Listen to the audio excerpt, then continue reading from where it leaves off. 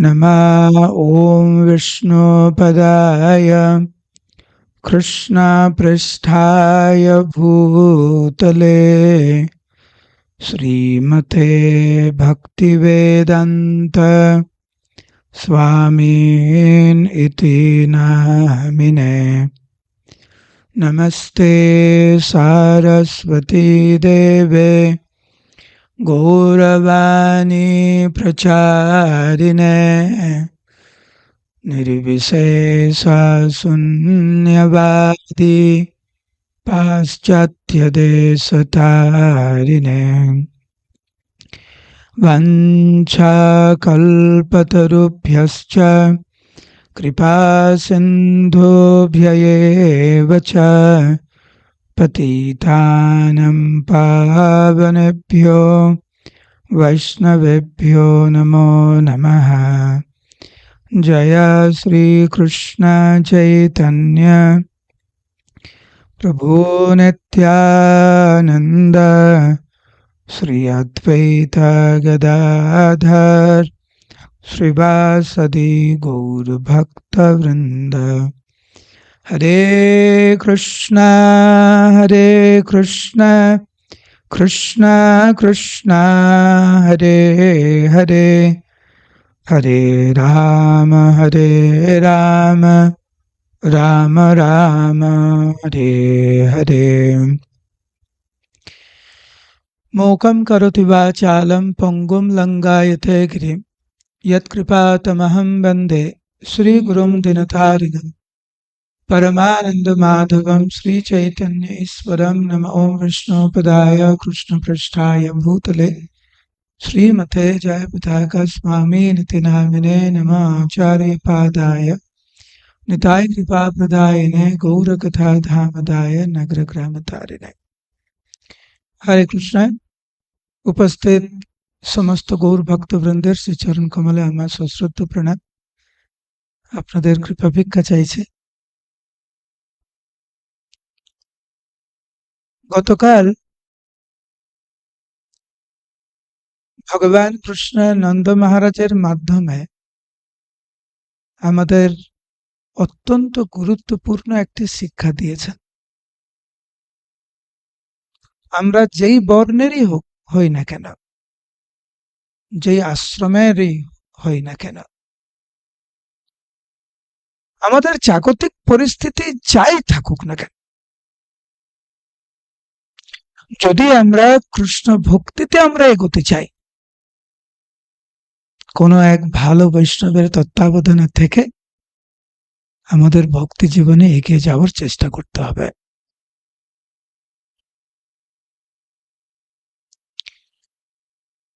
সৌভাগ্যের ফলে যদি কোনো বৈষ্ণবের সান্নিধ্য আমরা লাভ করার সুযোগ পাই, সেই সুযোগটি যেন আমরা গ্রহণ করে তার সদ্ব্যবহার করি। নন্দ মহারাজ গর্গমুনির সান্নিধ্য পেয়েছিলেন, সেই সুযোগ উনি হারাতে চাননি। কেন হারাবো?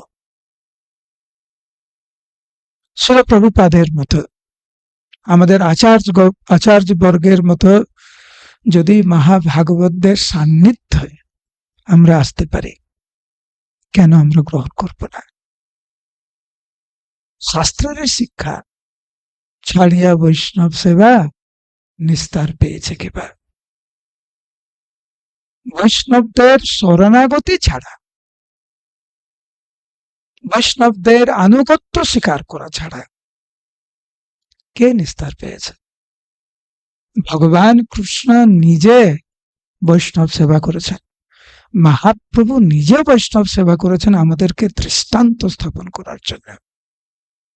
কৃষ্ণ কিভাবে সুদামা বিপ্রের সেবা করেছেন, মহাপ্রভু কিভাবে ভক্তদের সেবা করেছেন, তা আমাদের হৃদয়ঙ্গম করা অত্যন্ত গুরুত্বপূর্ণ। বৈষ্ণব তিথি অনুসারে আজই হচ্ছে মহাশিবরাত্রি। বৈষ্ণবদের মধ্যে শ্রেষ্ঠ দেবাদিদেব মহাদেব তো আজকের ওনার করুণা ভিক্ষা করব, আজকের আমরা ওনাকে স্মরণ করব।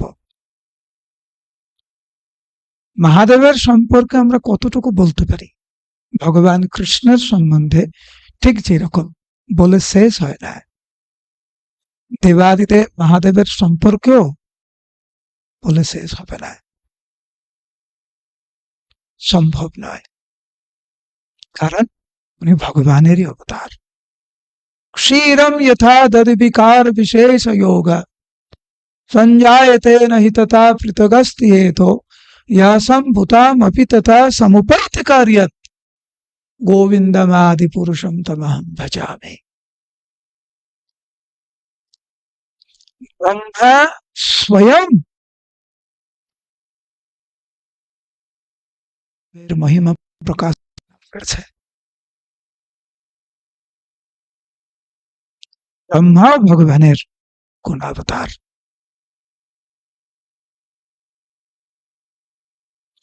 ব্রহ্ম সংহিতায় আমরা এই উদাহরণ পাই, দুধ এবং দই, অচিন্ত্য ভেদাভেদ তত্ত্ব। ঠিক সেই রকম সংহার কার্য করার জন্য ভগবান শঙ্কর রূপে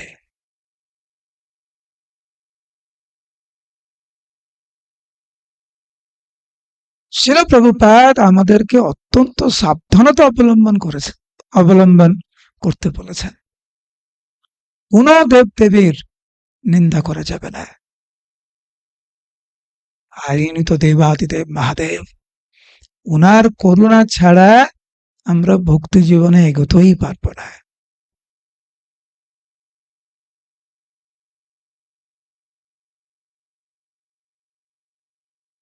উনি ধাম রক্ষক, উনি ধামেশ্বর।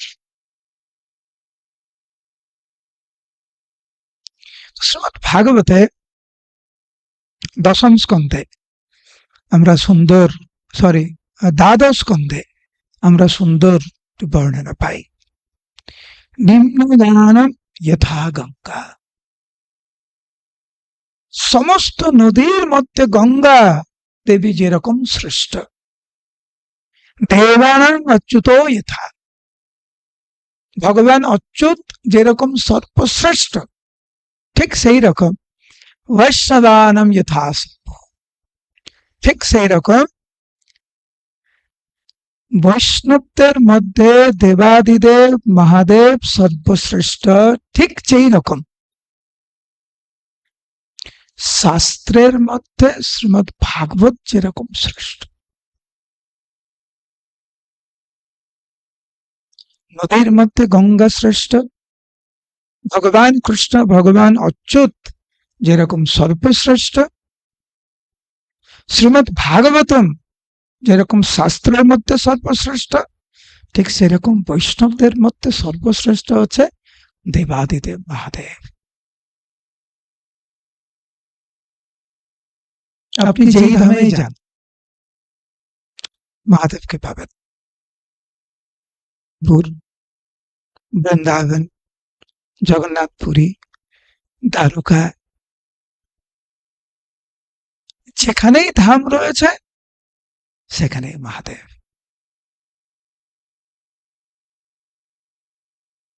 মহাদেব পঞ্চমুখে রাম রাম হরে হরে।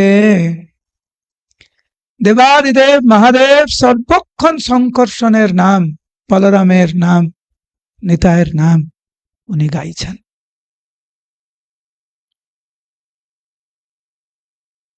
সর্বশ্রেষ্ঠ বৈষ্ণব উনি। চৈতন্য চরিতামৃতে খুব সুন্দর বর্ণনা দেবাদিদেব মহাদেবের। দেহ করেন কৃষ্ণের দাস্য প্রত্যাস। একজন বৈষ্ণব সে কৃষ্ণ ভক্তিতে যত উন্নত স্তরে থাকুক না কেন, নিরন্তর কহেছে মুই কৃষ্ণদাস। একজন ভক্ত সে যতই উন্নতি করুক না কেন, সে কখনো ভগবানের থেকে স্বাধীন বলে মনে করে না। সর্বক্ষণ সর্ব অবস্থায় সে কৃষ্ণের দাসের দাসের দাসের অনুদাস রূপে নিজেকে পরিচিতি প্রদান করেন।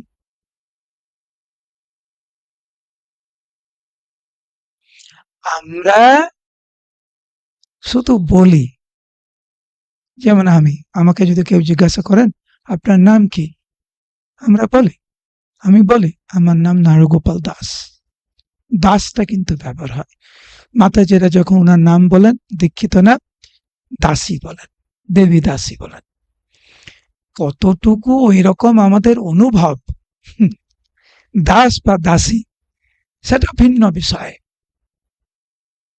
কিন্তু বলতে বলতে আমাদের হৃদয়ে কখনো কখনো একটা সাড়া দেয়, আরে আমি দাস, আমি দাসী।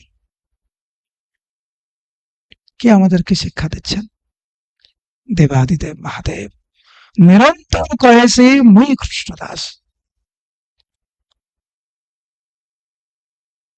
দেবাদিদেব মহাদেব নিজেকে কৃষ্ণ দাস রূপে উনি পরিচিতি প্রদান করেন। উনার কৃষ্ণ ভক্তির স্তর কেমন একটু শ্রবণ করুন। কৃষ্ণ বিহর দিগম্বর,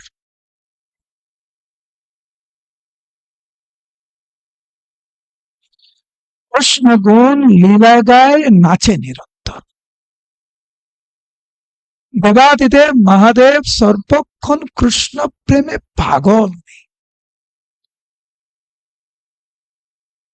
শাস্ত্রে আমরা অগণিত লীলা আমরা শ্রবণ করেছি, যে কিভাবে দেবাদিদেব মহাদেব সর্বক্ষণ কৃষ্ণ লীলায়, কৃষ্ণ স্মরণে, কৃষ্ণ প্রেমে পাগল।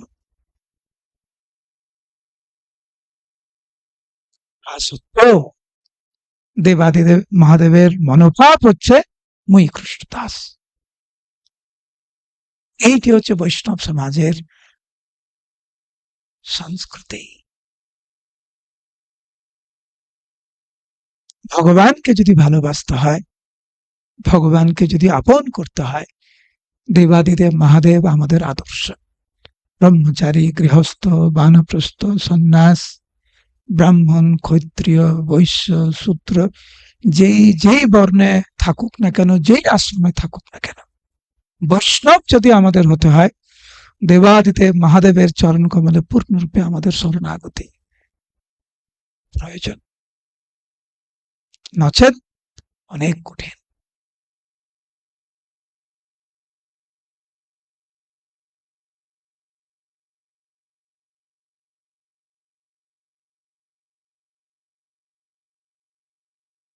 এখন আমরা আলোচনা করছি যে দেবাদিদেব মহাদেবের শরণাপন্ন হতে, উনার কৃপা আশীর্বাদ চাইতে। শ্রীমদ্ ভাগবতের 4th স্কন্ধে আমরা কিন্তু প্রচেতাদের বর্ণনা শুনেছি, মনে আছে তো আপনাদের? আশা করি প্রচেতারা সাক্ষাৎ ভগবানকে দর্শন করলেন। কি করে? ওনারা যখন ভগবানকে দর্শন করেছিলেন, বয়ং তু সাক্ষাৎ ভগবান ভবস্য প্রিয়স্য চক্ষু ক্ষণ সঙ্গমেন, যে হে প্রভু, আপনাকে যে আমরা দর্শন করতে পারছি তার কারণ হচ্ছে দেবাদিদেব মহাদেবের সান্নিধ্য লাভ করা, ক্ষণকাল সঙ্গ মাত্র। উনার সান্নিধ্য লাভ করার সুযোগ হয়েছে আমাদের ক্ষণকালের জন্য। আমরা শাস্ত্রে পড়েছি না, সাধু সঙ্গ সর্বশাস্ত্রে কয়, নামে মাত্র সাধু সঙ্গ সর্বসিদ্ধি হয়। এর চলন্ত দৃষ্টান্ত কিন্তু প্রচেতারা। এখানে আমরা দেখছি প্রচেতারা ক্ষণকাল দেবাদিদেব মহাদেবের সান্নিধ্য লাভ করার ফলে ভগবানকে দর্শন করার, সাক্ষাৎ দর্শন করার পরম সৌভাগ্য অর্জন করলেন। এবং ভগবানকে যখন সাক্ষাৎ দর্শন করলেন, প্রচেতারা কিন্তু ভগবানকে বললেন দেবাদিদেব মহাদেবের মহিমা।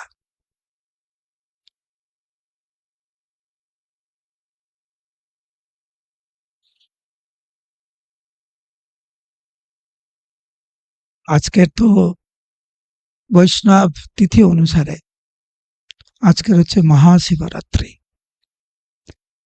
আপনারা অনেক কিছু শুনেছেন, কিন্তু অনেক শাস্ত্র মতে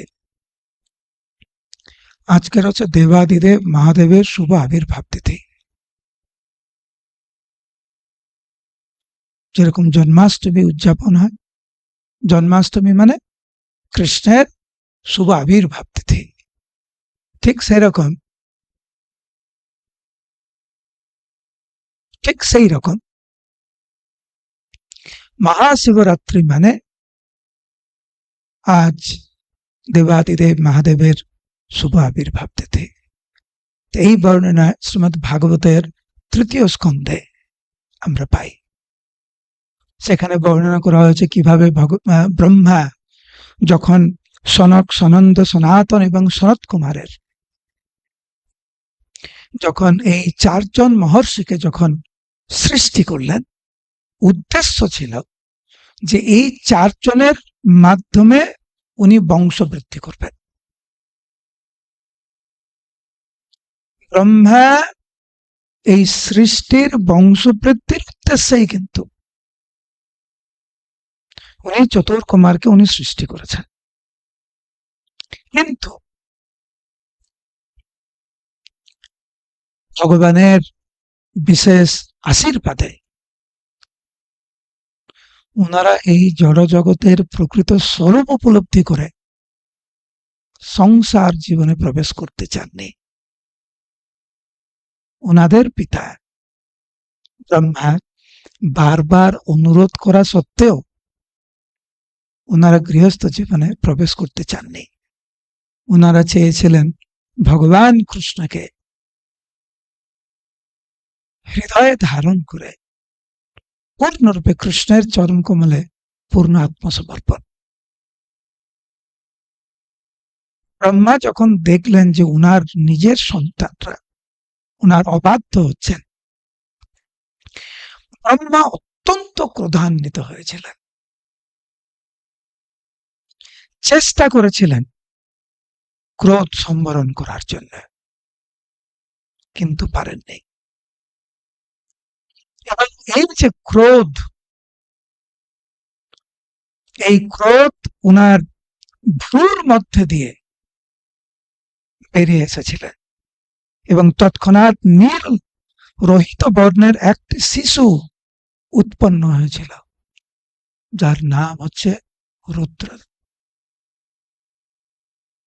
শ্রীমদ্ ভাগবতের যে লীলা, ৩য় স্কন্ধের যে লীলা, এই যেটা আমরা এখন শুনলাম, এইটি হচ্ছে আজকের এই দিব্য তিথিতে হয়েছিল। ভগবান কিভাবে উনি অবতীর্ণ হবেন এটা আমরা ঠিক করতে পারি না। ভগবান নিজে উনি ঠিক করেন।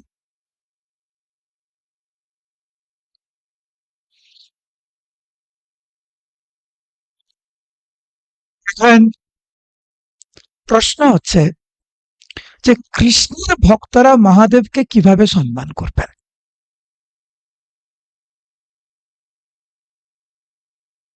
যারা কৃষ্ণ ভক্ত হওয়ার চেষ্টা করছেন তারা মহাদেবকে কিভাবে সম্মান করবেন? ইসকনের প্রতিষ্ঠাতা আচার্য ছিল প্রভুপাদ এই সম্পর্কে কি বলেছেন আমাদের হৃদয় দিয়ে তা শ্রবণ করা উচিত। একটা কথা আছে কিন্তু বাংলাতে, অল্প বিদ্যা ভয়ঙ্কর।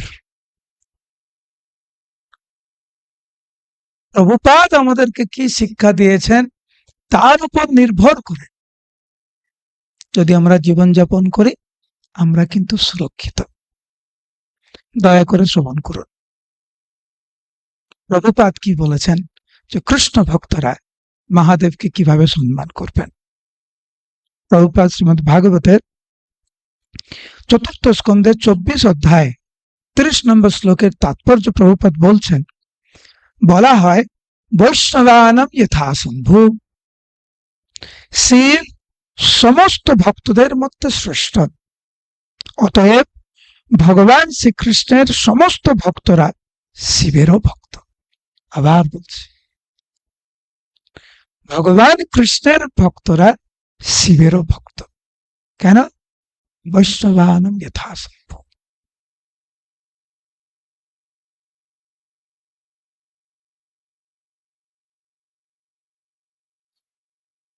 বৃন্দাবনে গোপেশ্বর শিবের মন্দির রয়েছে। প্রভুপাদ বলছেন গোপীরা কেবল শিবেরই পূজা করতেন না, তারা কাত্যায়নী দেবী বা দুর্গা দেবীর পূজা করতেন। কিন্তু তাদের লক্ষ্য ছিল কৃষ্ণের কৃপা প্রাপ্ত হওয়া। ভগবান শ্রীকৃষ্ণের ভক্তরা শিবকে অশ্রদ্ধা করেন না, পক্ষান্তরে তারা কৃষ্ণের পরম ভক্ত রূপে তার পুজো করেন। তার ফলে যখনই ভগবত ভক্ত শিবের পূজা করেন, তখন তিনি শিবের কাছে প্রার্থনা করেন যাতে তিনি শ্রীকৃষ্ণের কৃপা লাভ করতে পারেন।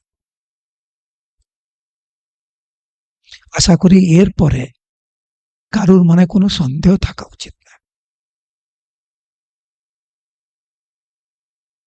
কেউ কেউ দেবাদিদেব মহাদেবের কাছে গিয়ে জাগতিক কিছু চেয়ে বসেন।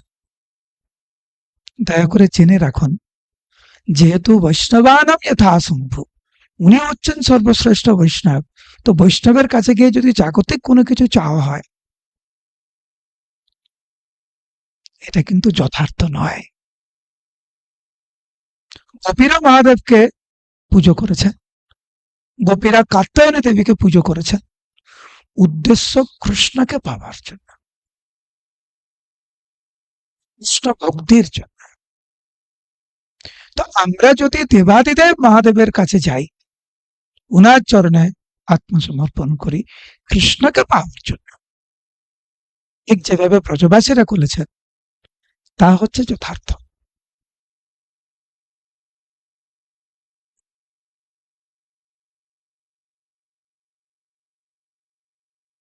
হরে কৃষ্ণ, হরে কৃষ্ণ। সোজা হয়ে বসুন, সোজা হয়ে বসুন। Thank you. বৈষ্ণবদের সম্পর্কে শুনছি তো, আবার একটু হালকা করে বসলে অন্য জগতে চলে যাচ্ছেন আপনারা কেউ কেউ। দয়া করে আমাদের সাথেই থাকুন। হর হর মহাদেব। আপনারা কখনো মনে করেছেন, কখনো এই প্রশ্ন কখনো মনে এসছে যে দেবাদিদেব মহাদেবের সারা গায়ে সাপ কেন?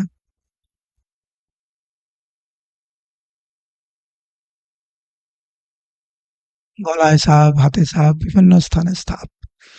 সাপের সম্পর্কে কি বলেছেন একটু শ্রবণ করুন। এটা শ্রীমদ্ ভাগবতের ৩য় স্কন্ধের ২৬ অধ্যায় থেকে। প্রথমত আমরা আগে পূর্বে আলোচনা করলাম যে দেবাদিদেব মহাদেব সংকর্ষণের ভক্ত। যারা মিথ্যা অহংকার থেকে মুক্ত হতে চান, তাদের উচিত সংকর্ষণের পূজা করা।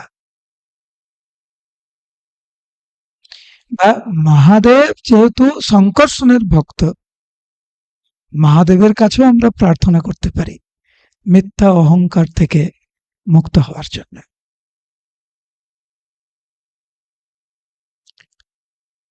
এখন অহংকার কম বেশি আমাদের সবার মধ্যে রয়েছে, কারোর মধ্যে একটু বেশি, কারোর মধ্যে একটু কম।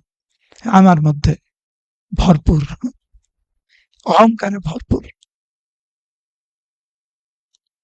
তার কাছে যাব। মহাদেবের কাছে যদি আমরা যাই, কি প্রার্থনা করব? প্রভুপাদ এখানে বর্ণনা করছেন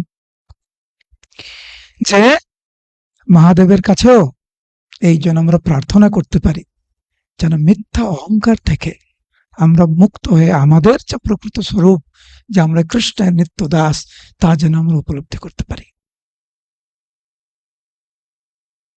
প্রভুপাদ এখানে বর্ণনা করছেন যে শিবের মাধ্যমেও সংকর্ষণের আরাধনা করা যায়। এই অদ্ভুত তত্ত্ব প্রভুপাদ বলেছেন এখানে,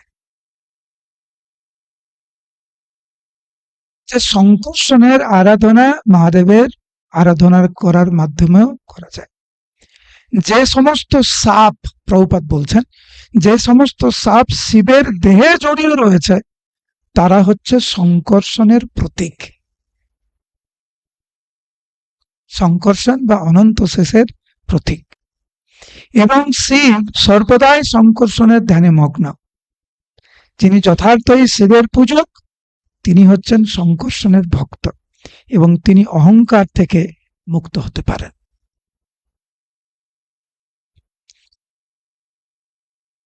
আমি নিশ্চিত রূপে একটা কথা বলতে পারি যে আমাদের সবার অহংকার ভগবান বিভিন্নভাবে চূর্ণ করেন। আমার জীবনে আমি দেখেছি যে খুব অদ্ভুত ভাবে অহংকার গুলো কেমন চূর্ণ হয়, যদিও আবার অহংকার ফিরে আসে।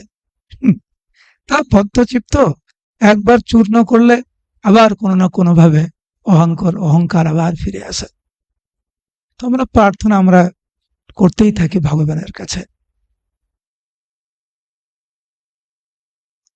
কখনো সন্তানরাও শাসন করে,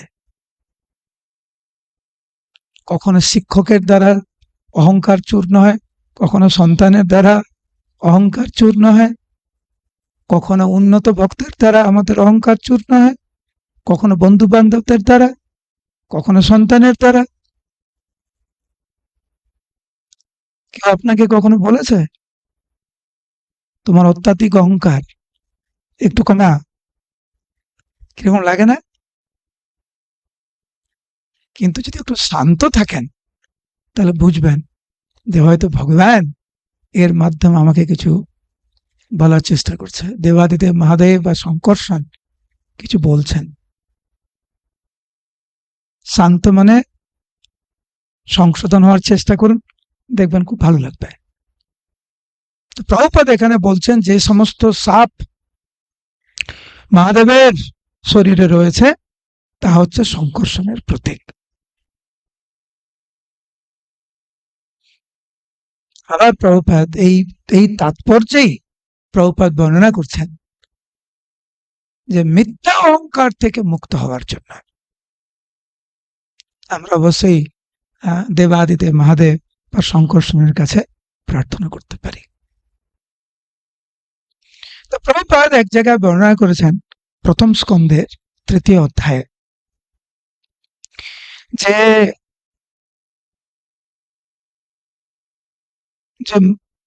ভগবানের মধ্যে যে সমস্ত গুণ রয়েছে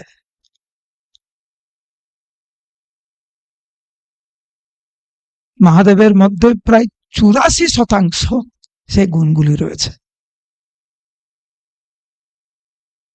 রাম, নৃসিংহ, বরাহ, কুর্ম আদি ভগবান অবতারের মধ্যে 93%, 93%। মহাদেবের মধ্যে 84%। আপনারা হয়তো ভাবছেন এটা আমি বানিয়ে বলছি। এটা শ্রীমদ্ ভাগবতের প্রথম স্কন্ধের 3য় অধ্যায় 28 নম্বর শ্লোকের তাৎপর্য একটু পড়বেন। প্রভুপাদ এই তথ্য আমাদেরকে দিয়েছেন।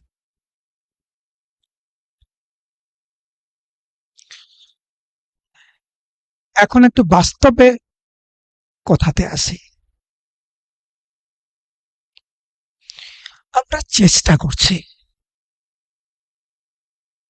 ভক্ত হতে, কতটুকু ভক্ত হতে পারছি আমরা জানি না, কিন্তু দেবাদিদেব মহাদেব যখন দেখেন কোন ভক্ত ঐকান্তিকতার সহিত সে ভক্তিপথে থাকার চেষ্টা করছে, মহাদেব সেই ভক্তের প্রতি অত্যন্ত প্রসন্ন হন। এখানে বর্ণনা করা হয়েছে ভক্তি রত্নাকরে, কৃষ্ণ বিষয়ে যে কার্য প্রার্থ হয় তাহা পূর্ণ করে পঞ্চ বক্র দয়াময়। আপনি ঐকান্তিকতার সহিত কৃষ্ণ সেবা করার চেষ্টা করুন, মহাদেব আপনার সহায়। যাকে মহাদেব সাহায্য করবে কৃষ্ণ ভক্তিতে এগিয়ে যাওয়ার জন্য, সে কত সৌভাগ্যবান। বিশেষ করে যারা গৌরাঙ্গের ভক্ত, আপনারা জানেন যে গোত্রদ্বীপে কেউ যদি দেহত্যাগ করেন, মহাদেব স্বয়ং এসে তার কর্ণে মহাপ্রভুর গুণ মহিমা প্রকাশ করেন, গৌরাঙ্গ গৌরাঙ্গ নাম উচ্চারণ করেন দেবাদিদেব মহাদেব। এত কৃপাময়, তো বৈষ্ণব দয়ার সাগর। ওহে বৈষ্ণব ঠাকুর দয়ার সাগর, এ দাসে করুণা করে। এই দয়ার সাগর যে দেবাদিদেব মহাদেব, নিশ্চিত রূপে আমাদেরকে উনি সহায়তা করবেন যদি আমরা ঐকান্তিকতার সহিত চেষ্টা করি। তো আমাদের নবদ্বীপ মাহাত্ম্যে ভক্তবৃন্দ ঠাকুর বর্ণনা করেছেন যে কিভাবে কয়েকজন ভক্ত যখন নবদ্বীপে এসেছিলেন, সীমন্ত দ্বীপে মহাদেবের আরাধনা করেছিলেন 15 দিন যাবৎ। দেবাদিদেব মহাদেব সেখানে আবির্ভূত হয়ে বলেছিলেন, কি চাও তোমরা? ভক্তরা খুব চালাক, যে জন কৃষ্ণ ভজে সে বড় চতুর। তারা বলেছিলেন যে সর্বশ্রেষ্ঠ, আমাদের জন্য যেটা সর্বশ্রেষ্ঠ আপনি সেটাই দান করুন। মহাদেব অত্যন্ত প্রসন্ন হয়েছিলেন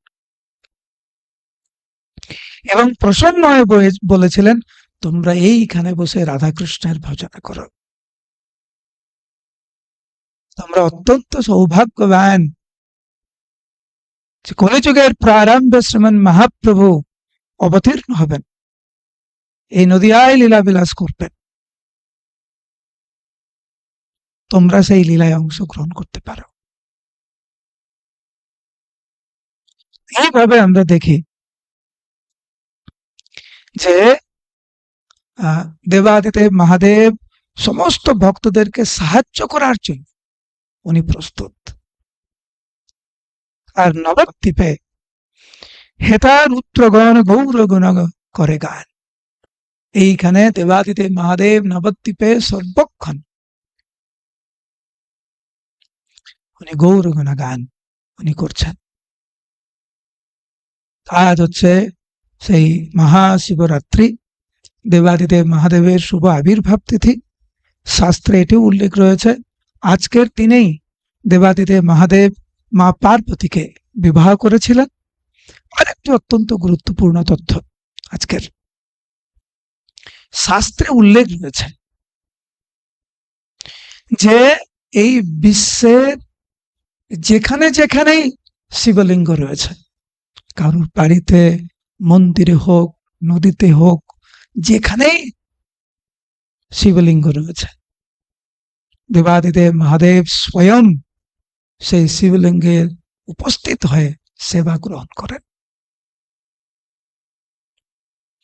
অত্যন্ত গুরুত্বপূর্ণ কথা, এই যে শিবলিঙ্গ মানুষ ভুল বুঝে। কেউ কেউ বলেন শিবলিঙ্গ মানে হচ্ছে শিবের গুপ্ত অঙ্গ। একদম ভুল তথ্য, এটা অপরাধমূলক মনোভাব। এইখানে শিবলিঙ্গ মানে হচ্ছে শিবের চিহ্ন। যেমন ইস্কনের একটা লোগো আছে, ওই চিহ্নটা দেখলে মানে এটা ইস্কন। ঠিক সেই রকম শিবলিঙ্গ মানে হচ্ছে এই যে শিবলিঙ্গ যেটা আমরা দর্শন আমরা করতে পারি, এটি হচ্ছে দেবাদিদেব মহাদেবের চিহ্ন। আজ এই বিশেষ তিথিতে যারা দেবাদিদেব মহাদেবকে স্মরণ করবেন, গুণকীর্তন করবেন, কৃষ্ণ ভক্তি চাইবেন, তারা অত্যন্ত সৌভাগ্যবান। আর যারা হচ্ছে আজকের দিনে যদি মহাদেবের কাছে জাগতিক কোনো কিছু চেয়ে বসেন, তো বোকামি ছাড়া কিছু নাই। ভগবানের শুদ্ধ ভক্ত, যিনি সবসময় কৃষ্ণ প্রেমে পাগল, তাকে যদি বলেন জাগতিক জিনিস প্রদান করতে, নিজেই খুশি হবেন না। মহাদেব পরম বৈষ্ণব, সম্মান করা উচিত, আরাধনা করা উচিত। এবং কি প্রার্থনা করবেন? মিথ্যা অহংকার থেকে যাতে আমরা মুক্ত হয়ে আমাদের যে স্বরূপ কৃষ্ণের নিত্য দাস, তা যেন আমরা উপলব্ধি করতে পারি। কৃষ্ণ ভজন যেন আমরা সঠিকভাবে করতে পারি, কৃষ্ণ প্রেম যেন আমরা পাই। এই বিশেষ কৃপা আমরা মহাদেবের চরণ কমলে রাখবো আজকের। হরে কৃষ্ণ কৃষ্ণ কৃষ্ণ হরে হরে, হরে রাম রাম রাম হরে হরে। হরে কৃষ্ণ।